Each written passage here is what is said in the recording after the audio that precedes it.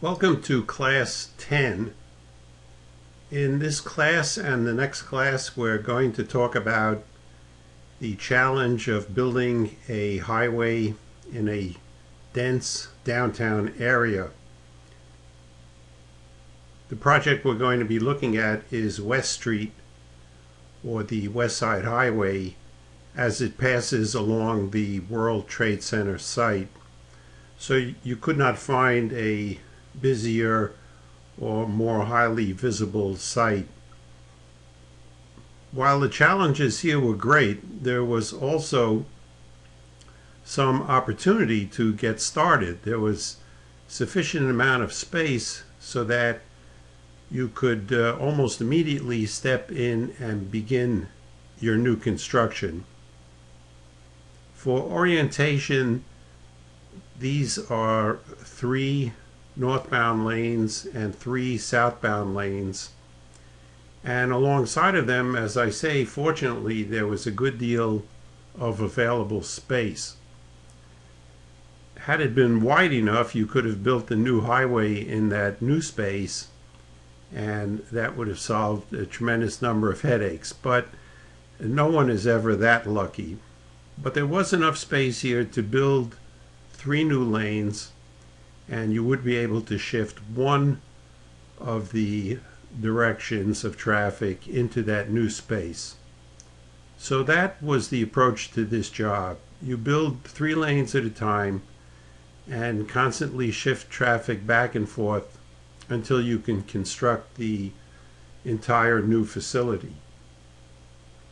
But there were added challenges. There was the presence of all of the activities associated with the rebuilding at the World Trade Center, and most particularly there was an underground concourse which was going to be built joining the World Trade Center site to the existing financial center. That underground concourse roughly occupied this space,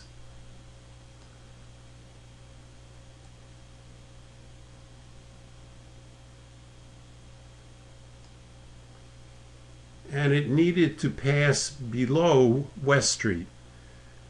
Obviously, you could not build it until you shifted the traffic back and forth, and I'll show you how that work was accomplished. So in addition to handling the normal issues of maintaining traffic in both directions, there was the further challenge of shifting traffic to accommodate the structure to be built below West Street. You begin by isolating the work zone from the public, and that was done here very effectively. So here you could see the existing highway traffic has been separated from the work zone by means of a barrier with a chain link fence, and then the pedestrian traffic, which in this area also included a bikeway and a walkway. All of these facilities were isolated as well. This was done with a concrete barrier, a fence above the barrier, and a privacy screen. So you can see from the pedestrian's point of view, he really or she could not see the construction activities. Of course you could hear them, but I must say there is so much ambient noise in this area that I'm not sure you could even tell there was construction going on. But the goal is to keep the public separated from the construction and to maintain their movements without any interference at all. And that was accomplished by dividing the work into many, many phases, always keeping the public concerns in the forefront and always making sure they had no interference to their movement. This is the newly created work zone, and standing inside the work zone you don't see the public, and that of course is the goal, to create a real separation between construction activities and the public activities. In this area, construction is just getting started. Some existing pavement is being broken on the right side. That's going to be removed to make way for the new pavement. And the area is being prepared for the installation of a new sewer. If it was just a matter of shifting traffic back and forth to construct a new roadway, that would be very straightforward and fairly simple. But in this project, and probably in your project, the utilities have to be accommodated first. They always present a challenge.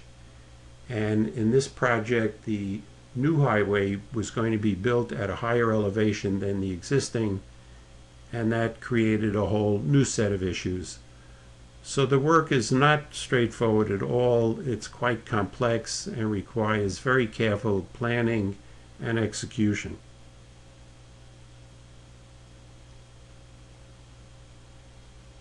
Not surprisingly, the very first construction activity is installing a utility, in this case a sewer.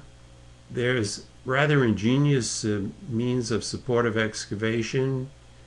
You're now familiar with the various techniques. This technique very closely resembles soldier piles and lagging, and at first look that's what you would take this to be. It's an improvement over the basic system. This is a ready-made system. These parts are prefabricated. You begin by erecting these elements on the ground, joining them together, and then driving them in place. You must do that because the parts need to fit together, so they have to be installed as a unit, and then they become very fast and very effective. So this is a very nice approach. It is, I suppose, soldier piles and lagging, but it's a kind of a modernized, streamlined, improved way of doing that.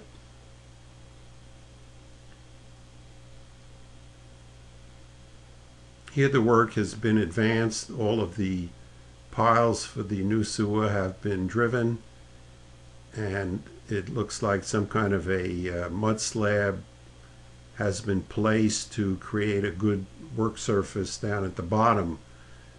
This work is partially below the water table, and ordinary soldier piles and lagging would not give you a watertight enclosure. These side panels are solid. They're not individual horizontal boards, but they are solid panels, and they fit quite closely together and give you a reasonably watertight trench. So not only is this method an improvement over the traditional soldier piles and lagging, but it also gives you, to some extent, a more watertight enclosure. It was sufficiently watertight to allow you to advance this construction below the water table.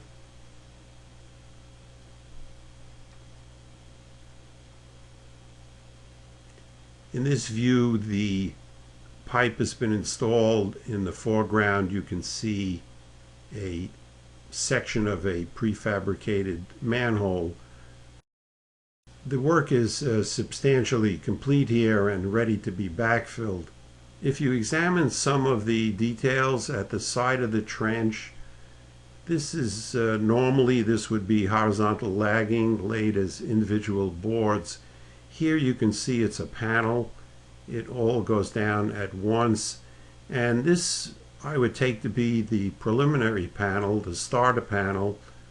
This is used when you're getting everything erected as a unit, and as you drive the H-piles and advance the construction, you can add additional panels inside the first panel.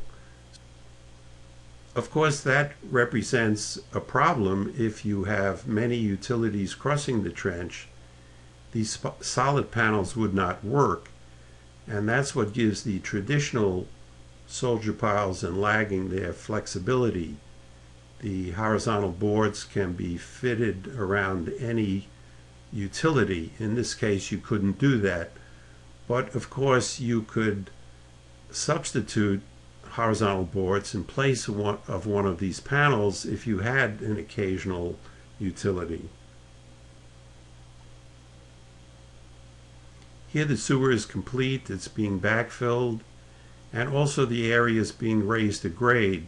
You can see from this manhole cover the new grade is substantially higher than the existing.